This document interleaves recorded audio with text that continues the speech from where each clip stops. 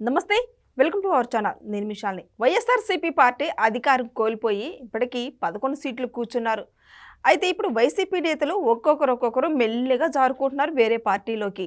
అయితే నెక్స్ట్ జగన్మోహన్ రెడ్డి కావచ్చు, పార్టీ నేతలు కావచ్చు, నెక్స్ట్ మేము వైనాట్ 175 అంటున్నారు. తర్వాత 200 సీట్లకు మేము గెలుస్తామంటున్నారు. ఇది అసలు ప్రజలు ఏ విధంగా నమ్మసక్యంగా ఉంది?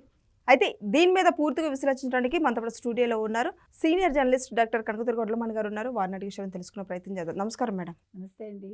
మేడం, ఇప్పటికీ వైసీపీ నేతల్లో ఒక్కొక్కరు మెల్లిగా జారుకుంటుంది మనం చూస్తున్నాం. కూటమి ప్రభుత్వంలోకి వాళ్ళకి కూటమి ప్రభుత్వం అంటే ఇచ్చిన సంక్షేమ పథకాలు కావచ్చు, పెట్టుబడులు కావచ్చు, అభివృద్ధి కావచ్చు, రాష్ట్రాన్ని ఏ విధంగా చూస్తూనే ఉన్నారు. అందుకు వైసీపీ నేతలు కొంతమంది మెల్లిగా జారుకొని టీడీపీ ప్రభుత్వంలోకి జాయిన్ అవుతున్నారు. మరోపక్క జగన్మోహన్ రెడ్డి ఏమో నెక్స్ట్ మేము 200 సీట్లకి మేమే గెలవబోతున్నాం అంటున్నారు. ఏంటి మేడం ఇప్పుడు అసలు వైసీపీ పార్టీ పరిస్థితి ఏంది అసలు? అంటే ఇప్పుడు శ్రీకాకుళం జెడ్పీటీసీ ఎంపీటీసీకి సంబంధించిన వాళ్ళు చాలామంది నిన్న జగన్మోహన్ రెడ్డి జన్మదిన కానుకగా వాళ్ళందరూ తెలుగుదేశం పార్టీలో చేరారు. అంటే మీరు అన్నట్టుగా జన్మదిన కానుకగా చాలామంది చాలా ఇచ్చారు జగన్మోహన్ రెడ్డికి. రప్ప అంటూ వాళ్ళు అక్కడ శబరిమల వెళ్ళి ఫ్లెక్సీలు పట్టుకుని ఆయన జన్మదిన శుభాకాంక్షలు చెప్తూ, తర్వాత వేటకోడ వాళ్ళతో పొట్టేళ్ళని నరికి ఆ రక్తాన్ని ఆయన ఫ్లెక్సీకి అంటే అభిషేకంలాగా చేసి ఇట్లా రకరకాలు చేశారు. కాకపోతే వీళ్ళు కొంచెం తెలివిగా ఆలోచించి బుర్ర ఉపయోగించి ఈ పార్టీలో ఉంటే నష్టమే మనం ఇంకా చెడ్డ పేరు తెచ్చుకోవాలి అనే ఒక మంచి ఉద్దేశంతో వాళ్ళు నిన్న నిర్ణయం తీసుకుని టీడీపీలోకి చేరారు. అంటే అసలు ఉత్తరాంధ్ర ఒకప్పుడు తెలుగుదేశానికి మంచి ఇదిగానే ఉండేది.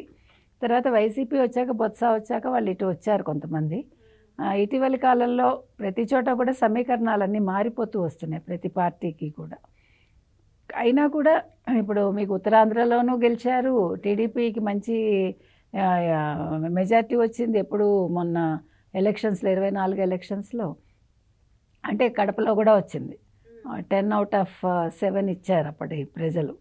కాబట్టి ఇవన్నీ కూడా శుభ సూచకాలే. ఇందాక మీరు అన్నారు వైనాట్ 175 నుంచి డీలిమిటేషన్లో వైనాట్ 200 అంటున్నారు. 225కి 200 ఎందుకు రావని అని అంటే అది అవుతుందా లేదా తెలియదు. అయితే 225కి 200 అంటున్నారు వాళ్ళు. 24 ఎన్నికలకు ముందు వైనాట్ 175 అన్న పెద్ద మనిషి ఎలక్షన్స్ కొద్దిగా ముందు 151 కంటే కొంచెం ఎక్కువ వస్తాయన్నారు. నిన్న సజ్జల కూడా వైనాట్ 200 అంటూనే అది సీట్లు పెరిగితే 200, సీట్లు పెరగకపోతే 175కి 151 కంటే ఎక్కువ వస్తాయన్నాడు. అంతే తప్ప 175 అవుట్ ఆఫ్ 175 అనలేదు. అంటే నమ్మకం లేదు.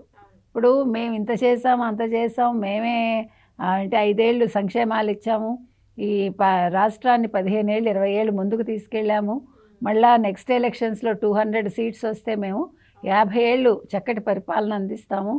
ఆల్రెడీ 30 ఏళ్ళని అందరినీ ముంచేశారు. ఆ 30 ఏళ్ళు అనుకునే వైసీపీలో ఉండే వాళ్ళందరూ అక్రమాలు, అన్యాయాలు, అవినీతులు చేసి ఈరోజు గిలగిలా కొట్టుకుంటున్నారు. అటు జైల్లోనైనా లేదు ఇటు కేసులతోనైనా. ఇప్పుడు మళ్ళీ 50 ఏళ్ళు అన్నారనుకోండి, వాళ్ళు నిజమని నమ్మి వాళ్ళు ఎవరిని చంపుదాం, ఎవరిని నరుకుదాం, లేకపోతే ఎవరిని ముంచుదామని ఆలోచించారనుకోండి, రాష్ట్రం ఏమైపోతుంది? రాష్ట్రం ఏమవ్వదు. కానీ రాష్ట్రంలో ఉండే వైసీపీ వాళ్ళ పరిస్థితి ఏంటని. కాబట్టి నిన్న ఆయన చెప్పిన దానికి నాయన నువ్వు 200 అంటున్నావు, లేదు 151 పైన అంటున్నావు. ఓ పక్క నీ పార్టీలో ఉన్న వాళ్ళందరూ టీడీపీలో చేరుతున్నారు. తెల్లారు లేస్తే మీ జగన్మోహన్ రెడ్డి చంద్రబాబు నాయుడు జపం చేస్తాడు, చంద్రబాబు నాయుడు తిట్టకుండా ఆయనకి రోజు గడవదు తలుచుకోకుండా.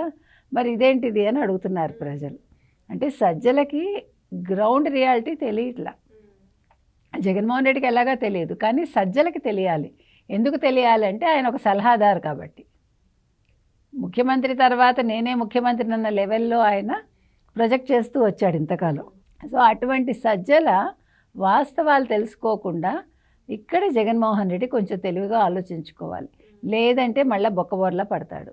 సజ్జల లాంటి వాళ్ళని పక్కన పెట్టాలి. ఎందుకంటే సజ్జల ఇంకా ముంచుతున్నాడు జగన్మోహన్ రెడ్డిని. ఇప్పుడు మబ్బులో పెట్టడం అంటారు చూడండి, అంటే ఆయన ఇంకా పరదాల చాటునే ఉంచుతున్నాడు. నీకేంటి నువ్వే వస్తావు, 200 వస్తుంది అంటున్నాడు అంటేనే జగన్మోహన్ రెడ్డిని మళ్ళీ మాయలో పడేస్తున్నాడు. జగన్మోహన్ రెడ్డి ఆలోచించుకోవాలి. జగన్మోహన్ రెడ్డి ఇప్పుడు ఐప్యాక్ను నమ్ముకున్నాడు, పోయాడు. తర్వాత సజ్జల్ని నమ్ముకున్నాడు, పోయాడు. మళ్ళా సజ్జల మాటల్లో పడ్డాడంటే మాత్రం ఈసారి 11 కూడా రావు. అందుకని ఇప్పుడు జగన్మోహన్ రెడ్డి ఏం ఆలోచించాలంటే సజ్జల స్థానంలో ఎవరిని పెట్టుకోవాలి, లేదంటే మాత్రం అసలు వైసీపీ అనే పార్టీ ఉండదు, పూర్తిగా కూకటి వేళ్లతో సహా పెకిలించేస్తారు ఎవరు, టీడీపీ కూటమి వాళ్ళు. ఎందుకంటే ప్రజలు అట్లా ఆలోచిస్తున్నారు. ఇవాళ మీరు ఒక అటుపక్క కేసీఆర్ కానీ ఇటుపక్క జగన్ కానీ చంద్రబాబు నాయుడిని తిట్టినా, చంద్రబాబు నాయుడు ఏం చేస్తున్నాడన్నా, లేదు రేవంత్ రెడ్డిని తిట్టినా జరుగుతున్న వాస్తవాలు మాత్రం ప్రజలకు తెలుసు. ఇక్కడ అభివృద్ధి జరుగుతుందని తెలుసు, హైదరాబాద్లో అభివృద్ధి జరుగుతుందని తెలుసు. అంటే ఎవరికి వాళ్ళు అభివృద్ధి లక్ష్యంగా ముందుకెళ్తున్నారు. కాబట్టి ఇవాళ వైసీపీ ముఖ్యంగా జగన్మోహన్ రెడ్డి ఆలోచించుకోవాల్సింది ఏంటంటే ప్రతి నియోజకవర్గంలోనూ ఆయన తిరగాలి, తిరిగి అసలు ప్రజలు ఏమనుకుంటున్నారు. ఇప్పుడు ఏదో కేసీఆర్ తిరుగుతానంటున్నాడు, మరి ఏమి యాత్రలు చేస్తాడో చూడాలి ఆయన. ఈయన కూడా మొన్న వచ్చి కూడా రెడ్డి కూడా సంక్రాంతి తర్వాత 26 తర్వాత చెప్పాడు కదా, ఇంకో 6 నెలలు రెస్ట్ తీసుకున్నాక నెక్స్ట్ 27 నుంచి వస్తామని. మరి ఈయన ఇప్పటికి చెప్పి ఏడాది అయింది ఎవరు, జగన్మోహన్ రెడ్డి పాదయాత్ర చేస్తానని. మరి ఈ సంక్రాంతి తర్వాత 27 సంక్రాంతి మీకు తెలియదు, క్లారిటీ లేదు. అందుకని వెయిట్ చేయండి, కంగారు పడ. తర్వాత బస్సు యాత్ర అన్నారు. బస్సు యాత్ర అంటే మరి ఎవరిని తొక్కిస్తాడో. మళ్ళీ ఆయన బస్సులు కార్లు అన్నాడంటే చుట్టూ ఉండేవాళ్ళు జాగ్రత్తగా ఉండాలి, ఎందుకంటే తొక్కిస్తాడు పోతాడు. ఏ యాత్ర అయినా ప్రజలకు ఒరిగేది ఏం లేదండి. ప్రజలకు ఆయన ఏమీ చేయడు, కబుర్లు చెప్తాడు, కడుపు నింపడు. అందుకని ఏదైనా వస్తున్నాయి అంటే ప్రజల సంక్షేమం అంటే చాలు, ఆయన దాన్ని రాకుండా మోకాలు అడ్డుతాడు. ఏదైనా వస్తున్నాయి కంపెనీలు అంటే ముందు ఒక మెయిల్ పెట్టేస్తాడు రావద్దని. రాష్ట్రంలో ఉండే మంచి కంపెనీలు ఎలా తరివేయాలని చూస్తాడు. కాబట్టి ప్రజలు తెలివిగా ఆలోచించారు 24లో, ఇంకా ఎక్కువ తెలివిగా ఆలోచించాలి 2029లో. మేడం, నిన్న జగన్మోహన్ రెడ్డి గారు పుట్టినరోజు సందర్భంగా ఇప్పుడు విజయసాయి రెడ్డి, షర్మిల గారు ప్రతి ఒక్కరు విషయం చెప్పుకుంటూ వచ్చారు. మరి ఒక పక్కేమో కూటమి ప్రభుత్వం సీరియస్ అవుతుంది, మరో పక్క చూసుకుంటేమో ముగ్గురు విసిట్ చేసి తెలియజేశారు ట్వీట్ రూపంలో. ఏం జరగబోతుందంటే ఏం లేదు, నిన్న పవన్ కళ్యాణ్ కూడా విషెస్ చెప్పారు, తప్పులేదు. ఒక ప్రతిపక్ష నాయకుడు అయినా కాకపోయినా ఆయన ఒక ముఖ్యమంత్రిగా పనిచేశాడు, ఒక ఎమ్మెల్యే కాబట్టి విషెస్ మనం కూడా చెప్పచ్చు, తప్పులేదు. అది విషెస్ చెప్పినంత మాత్రాన ఇప్పుడు షర్మిల ఒక అన్నగారుగా చెప్పిందో లేకపోతే ఒక రాజకీయ నాయకుడిగా చెప్పిందో మనకు తెలియదు. ఎందుకంటే చెప్పడం అనేది ఒక మర్యాద, అంటే అవతల వాళ్ళకి మర్యాద ఉన్నా లేకపోయినా, ముఖ్యంగా జగన్మోహన్ రెడ్డికి చెల్లిని గౌరవించడం తెలియకపోయినా, చెల్లి క్యారెక్టర్ అసాసినేషన్ చేసినా కూడా ఆవిడ ఆ రక్త సంబంధం గుర్తుపెట్టుకుని విషెస్ చెప్పారు అంటే అది షర్మిల మంచి మనసుకి నిదర్శనం. గతంలో షర్మిల గారు పుట్టినరోజు సందర్భంగా జగన్మోహన్ రెడ్డి చెప్పలేదు, మిగతా వాళ్ళందరూ నేతలు ముఖ్యమంత్రులు చెప్పారు రన్ వస్తుంది. అదే చెప్తున్నా, అది సంస్కారం లేదు అతనికి. ఈవిడికి సంస్కారం ఉందని ప్రూవ్ చేసుకుంది. కాబట్టి అలా చెప్పటం ఏమీ తప్పులేదండి.